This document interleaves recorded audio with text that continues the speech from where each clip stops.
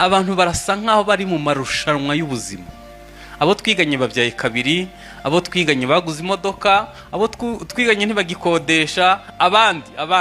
Ikibazo rero ni kimwe, ngewe nibazo, wowe uzaba wowe ryari? Niba wambara kubw'abandi, ukajya kubw'abandi, ukagenda kubw'abandi, uzaba wowe ryari? Muri 96 cyangwa 8 hari umusore twabanaga mu nzu, yakoraga akazi kamuhemba 30,000, agakodesha inzu y'30,000.